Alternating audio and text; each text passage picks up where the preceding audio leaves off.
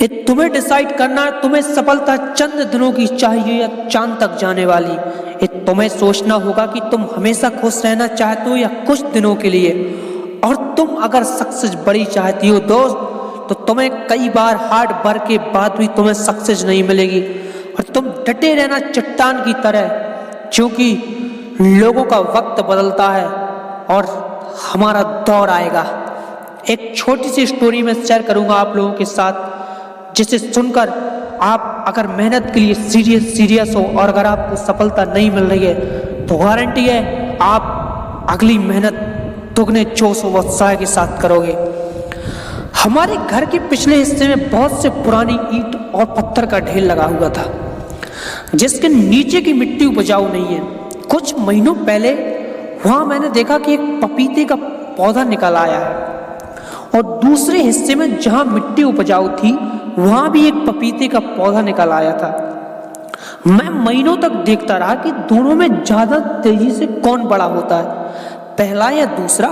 देखते ही देखते जो बिना उपजाऊ वाले मिट्टी का पौधा था वो एकदम तेज गति से बड़ा हो रहा था, और जो उपजाऊ मिट्टी में था वो बहुत धीरे धीरे बढ़ रहा था। मैंने सोचा उपजाऊ मिट्टी से बेहतर तो ये ईंट और पत्थर थे जो पेड़ को तेजी से बढ़ा कर दिए।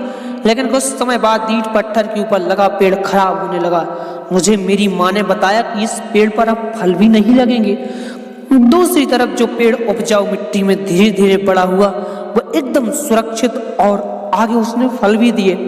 दोस्तों, किसी को जल्दी रिजल्ट मिल जाता है, कोई कम मेहनत करके बड़े मुकाम को हासिल कर लेता है या अमीर बन जाता है, तो हमें लगता है कि हमारी किस्मत खराब है। और दूसरी तरफ जो पेड़ उपजाऊ मिट्टी में धीरे धीरे बड़ा हुआ, उसे देखो, उसकी किस्मत कितनी तेज है। लेकिन जो लोग जल्दी कामयाबी मिलने की वजह से तुम्हें सफल नजर आ रहे हैं ना, वो पपीते के पौधे की भांति हैं जिनकी जड़ें ईंट व पत्थर पर टिकी हैं। और वैसे लोग ज्यादा दिन तक टिक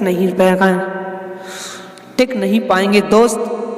और अगर आपकी मिट्टी उपजाऊ है तो धीरे धीरे ही सही, जब आपका समय आएगा तो आपके पेड़ों पर इतने मीठे फल लगेंगे कि वह दुनिया के सबसे कीमती पेड़ों में से एक होंगे। इसलिए ईश्वर पर व खुद पे विश्वास रखिए, निरंतर अपने लक्ष्य के लिए अपनी जड़ों पर मेहनत कीजिए।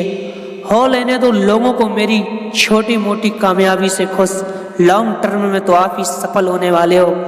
फिर से उठो, काम में कुछ बदलाव की जरूरत है तो बदलाव और फिर से आगे बढ़ो। अगर बात अच्छी लगे तो जुड़े रहिए IR मोटिवेशन के संग। अपना प्यार देना ना भूलें। Thanks for all watching.